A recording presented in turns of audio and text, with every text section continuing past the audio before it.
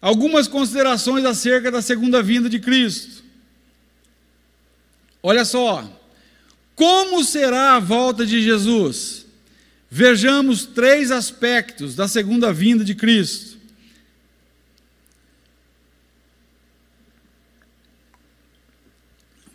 Primeira, a vinda de Jesus será visível.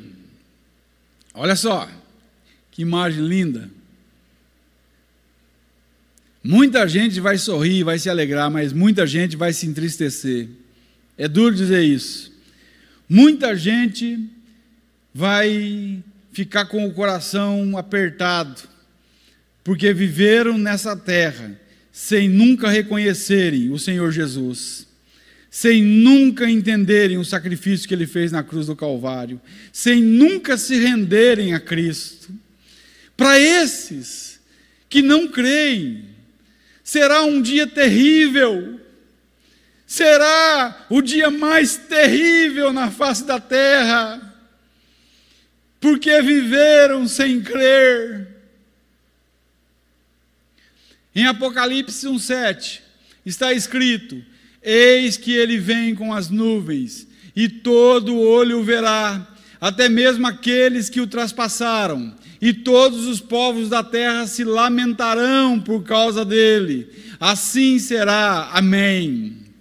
Em Mateus 24:30 está escrito: então aparecerá no céu o sinal do Filho do Homem, e todas as nações da terra se lamentarão, e verão o Filho do Homem vindo nas nuvens do céu, com poder e grande glória. Atos 1:10, versículo 10 e 11. E eles ficaram com os olhos fixos no céu, enquanto ele subia. Aqui está falando da ascensão de Jesus, depois de 50 dias que ele tinha ressuscitado. De repente surgiram diante dele 2 homens vestidos de branco, e que lhes disseram: Galileus, por que vocês estão olhando para o céu? Este mesmo Jesus que dentre vocês foi elevado ao céu, voltará da mesma forma como o viram subir. Então, da mesma maneira que os discípulos viram Jesus subir, ele vai descer, visivelmente, publicamente. Mateus 24, versículo 21 e 22, está escrito: porque haverá então grande tribulação, como nunca houve desde o princípio do mundo até agora, nem jamais haverá. Se aqueles dias não fossem abreviados, ninguém sobreviveria, mas por causa dos eleitos, aqueles dias serão abreviados. Esse texto deixa claro que a igreja passará pela grande tribulação. Como assim, Paulo? Passará pela grande tribulação? Deus não poupará o seu povo? Deus não arrebatará seu povo antes da tribulação? Não. Olha só, vamos ler o texto acima novamente. Porque haverá então grande tribulação, como nunca houve desde o princípio do mundo até agora. Quer dizer, a maior tribulação. Aqui está falando da grande tribulação. Nem jamais haverá. Se aqueles dias não fossem abreviados, ninguém sobreviveria. Mas, por causa dos eleitos, quer dizer, os eleitos estarão na grande tribulação.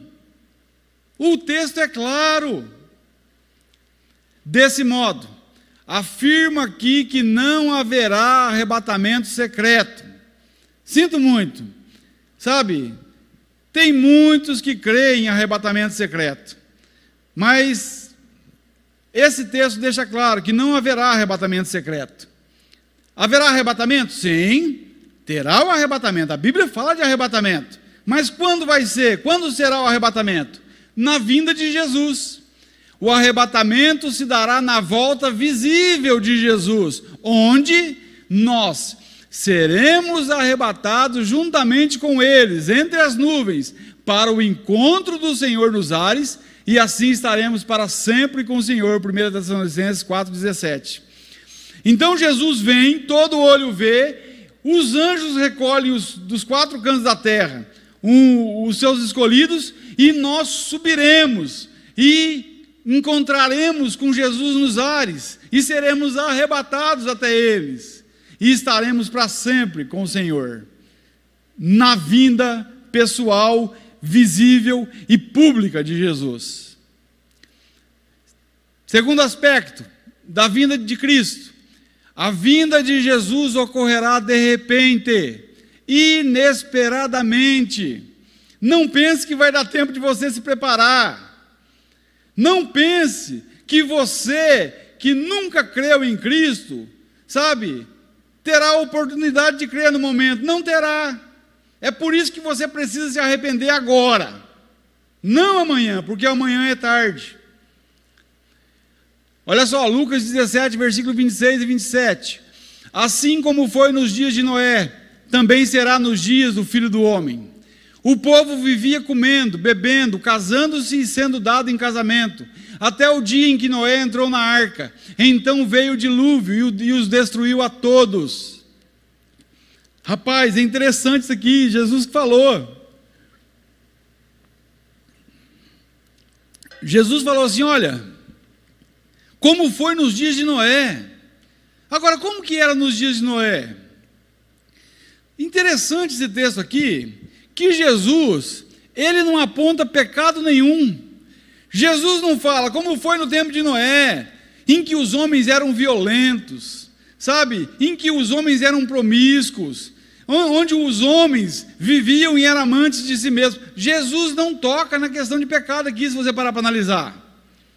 E a época de Noé foi uma época marcada por muita coisa errada. Tanto é que a Bíblia diz, em Gênesis 6, que Deus se arrependeu de ter criado o homem por causa do pecado deles, por causa dos seus corações, sabe? Que eram pecaminosos, que era mal. Então era uma época dura. E Jesus compara essa época com a época da vinda dele. Jesus, para analisar, ele diz, olha, o que os homens estavam fazendo? Comendo, bebendo, casando-se e dando em casamento. O que há de errado nisso? Não tem nada de errado. Nada de errado. Qual que é o problema então, Paulo?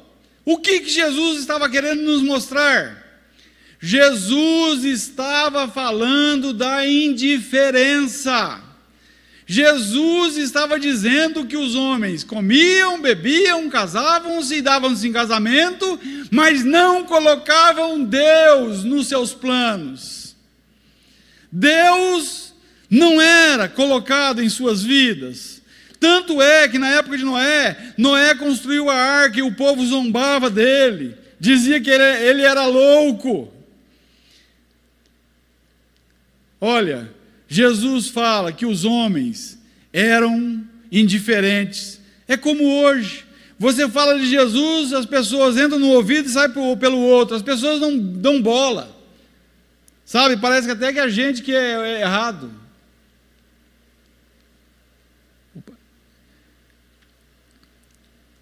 Qual o problema então? O problema é que as pessoas estavam fazendo tudo isso sem Deus. Comendo, bebendo, casando-se e dando em casamento. Não colocavam Deus em suas vidas, em seus planos. Elas estavam desapercebidas, tratando tudo com indiferença. É que nada, esse Noé é louco aí, esse cara aí, falando que vai chover, nunca choveu na face da terra, construindo um barcão desse aí, é um besta mesmo, é um louco, um cara desse aí. O povo zombava de Noé. Não dará tempo para fazer nada, nem se arrepender. Será tarde para os incrédulos, assim como foi depois que fechou a arca. Depois que fechou a arca, os homens gritaram, pediram para Noé abrir, mas não tinha tempo mais. Entenda uma coisa, você que me ouve. Não zombe dos cristãos. Sabe, Jesus voltará. Como é que está a sua vida? Como você tem vivido? Qual o crédito que você tem dado a isso? Para analisar. Isso é a coisa mais importante que você deve pensar na sua vida. Porque a tua decisão de crer em Cristo ou não crer, sabe, perdurará por toda a eternidade. E é aqui, nessa terra, que você deve se arrepender. Como são os nossos dias? Como nós estamos vivendo, rapaz? Eu acho que a época que nós estamos vivendo é pior do que a de Noé ainda. É muito mais pecado. Se for comparar os pecados, né, eu acho que hoje tem um número muito maior do que na época de Noé. Olha só o que está acontecendo aí. Até ouvi uma frase, né, que é de arrepiar, né? Nós vivemos num país extremamente religioso, onde o espírita estupra, o padre rouba e a pastora mata. Já pensou um negócio desse, cara? Cara, é loucura um negócio desse aí.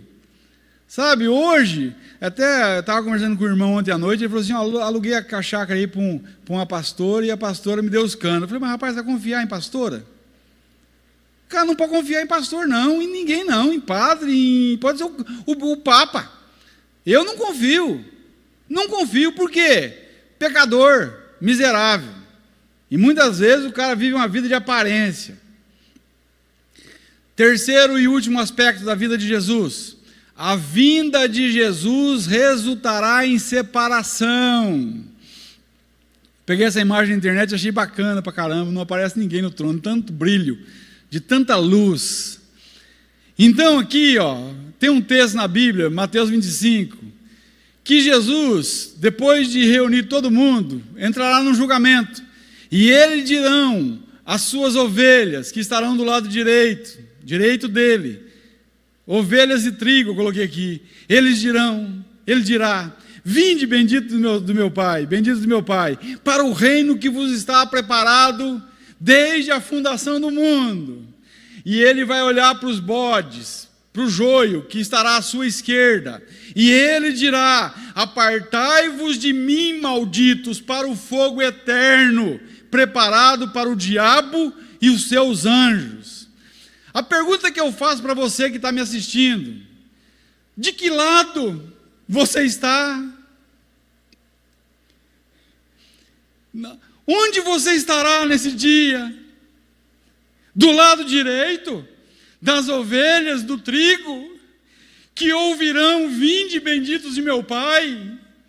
Ou você estará no lado esquerdo dos bodes do joio e ouvirá, apartai-vos de mim, malditos, para o fogo eterno? Pensa nisso, reflita sobre isso. Cara, como você tem vivido?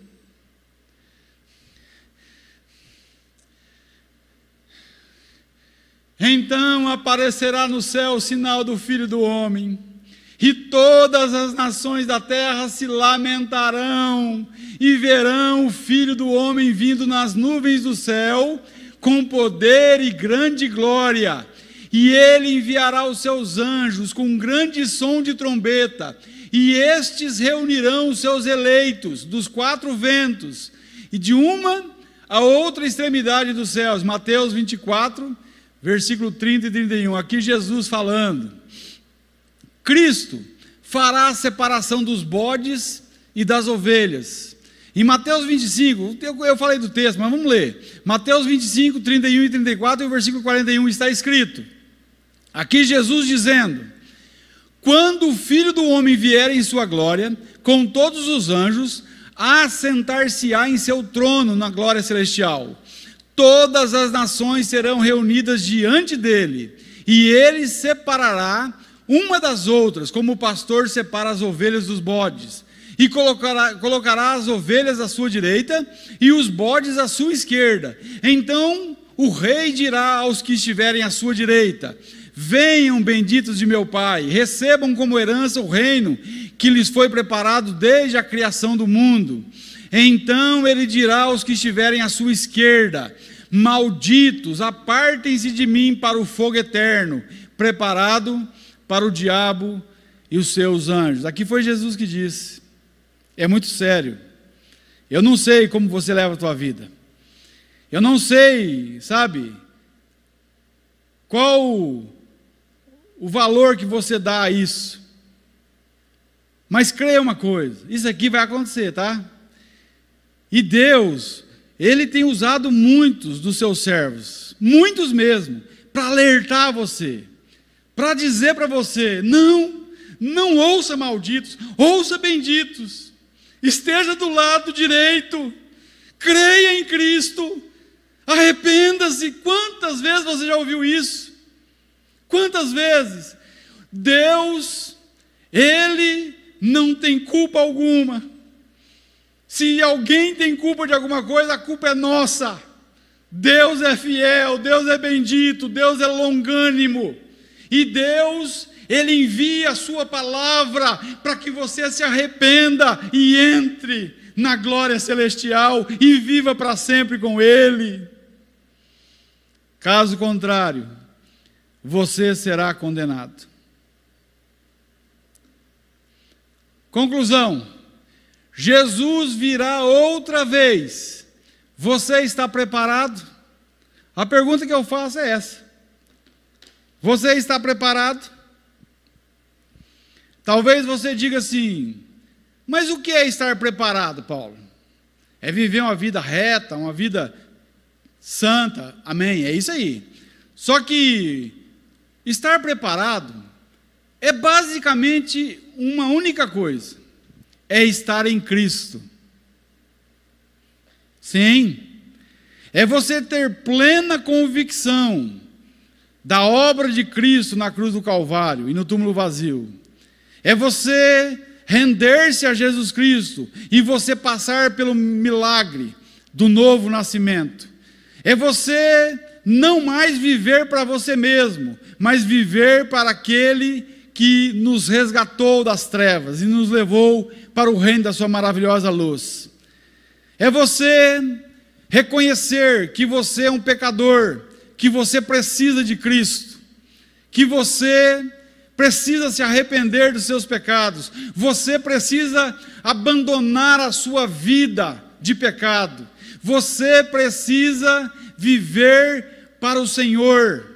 Ah, Paulo, mas é perfeição? Não é perfeição, não é perfeição, mas é sim um caminho estreito, um caminho reto, um caminho que nos levará à salvação, uma porta estreita. O meu desejo, o desejo do meu coração, é que você, ouvindo palavras como essa, da volta de Jesus, você pare de falar como eu falava. Porque eu, quando ouvia falar da volta de Jesus, eu dizia: não volta não, Jesus. Não volta não, ainda não. Ainda não. Você está vendo o tanto que Deus é paciente? O mesmo pecador que está aqui nesse púlpito agora, há 20 anos atrás, era um pecador que vivia no pecado, que vivia longe de Deus, que vivia para si mesmo, que vivia totalmente errado, mas um pecador que se arrependeu dos seus pecados e foi lavado pelo sangue de Jesus. E hoje, eu não vivo mais no pecado. Eu peco, mas eu vivo no pecado? Não vivo no pecado mais. O pecado não tem domínio mais sobre aquele que nasceu de novo. Romanos 6. É glorioso quando ouvirmos falar sobre a volta de Jesus, ter um sentimento no coração de paz, de alegria. Sabe, quantas vezes eu caminho pela cidade, eu olho para o céu e eu digo: podia ser agora.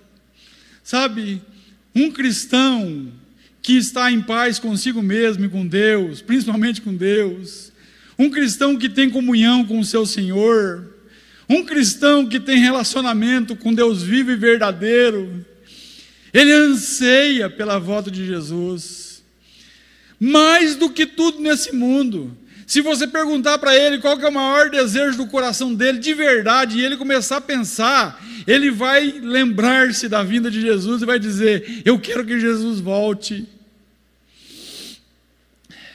Porque será glorioso esse evento para aqueles que estão em Cristo. Como nós devemos viver, Paulo? aqui na face da terra, enquanto Jesus não volta. Eu lembrei de um versículo. Como que nós devemos viver? Tito, capítulo 2. Eu vou te falar como é que nós devemos viver enquanto Jesus não volta, porque Ele voltará. Não adianta você achar que isso não acontecerá, porque vai acontecer. Tito, capítulo 2, versículo 11 a seguir, diz assim: porque a graça de Deus se manifestou salvadora a todos os homens. Só abrir um parênteses aqui, não quer dizer que Deus vai salvar todos os homens. Deus vai salvar aqueles que creem. Olha só, o que essa graça faz? Ela nos ensina a renunciar à impiedade e às paixões mundanas e a viver de maneira sensata, justa e piedosa nessa era presente. Enquanto que aguardamos a bendita esperança, a gloriosa manifestação de nosso grande Deus e Salvador, Jesus Cristo. Ele se entregou por nós, a fim de nos remir de toda a maldade e purificar para si mesmo um povo particularmente seu, dedicado à prática de boas obras. Aleluia! É assim que nós devemos viver. E entender que Jesus voltará e todo olho verá. E nós, que fomos salvos por tão grande salvação e por tão grande Salvador, sairemos e seremos arrebatados até Jesus nos ares e estaremos com o Senhor para todo sempre. Que essa palavra traga consolo para você, meu irmão, que está me ouvindo. Que essa palavra, sabe, anime você que está sofrendo. Sim, tem muitos cristãos sofrendo na face da terra, sendo perseguidos, apanhando, sendo torturados. Sabe, Jesus voltará, meu irmão. Você que está sendo assim, torturado, a dor vai passar. Um dia você estará num lugar de glória, nunca mais dor, nunca mais lágrimas. Isso serve de consolo para todo cristão, que nós vamos deixar esse mundo mau. Irmãos, que coisa gloriosa.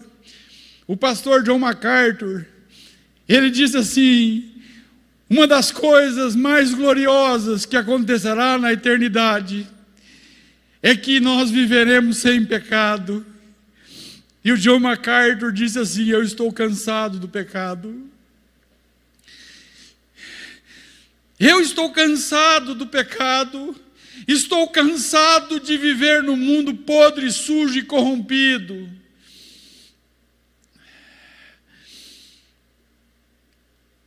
O meu coração anseia pela volta de Jesus. Servirá de consolo para um cristão verdadeiro, mas servirá de espanto, de terror, para aqueles que não estão preparados, para aqueles que estão comendo, bebendo, casando-se, dando-se em casamento, sem que Deus participe de suas vidas, sem colocar Deus nos seus planos, e estão vivendo sem Jesus. E o maior pecado, para encerrar, o maior pecado e o único pecado, se você parar para analisar, que deixará o homem fora da glória, é o pecado da incredulidade. Não crer na salvação de Cristo. Porque os outros, esse pecado acarreta todos os outros, porque o homem nasce pecador. E se ele não for perdoado, ele será culpado de todos os pecados que ele cometeu. Agora imagina um negócio desse, ser julgado pelos pecados que cometeu. Rapaz, você que me ouve, você, moça, que me ouve, que muitas vezes tem dado o seu corpo para muitos homens e vive de uma vida devassa e se prostituindo. Entenda uma coisa: imagine ser julgado pelos pecados que cometeu. Eu digo para vocês: corram para Jesus, se arrependam dos seus pecados e sejam perdoados por Cristo.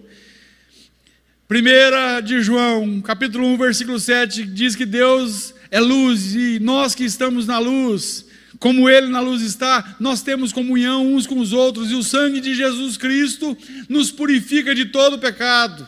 O versículo 8 diz: se nós dissermos que nós não temos pecados, nós enganamos-nos a nós mesmos.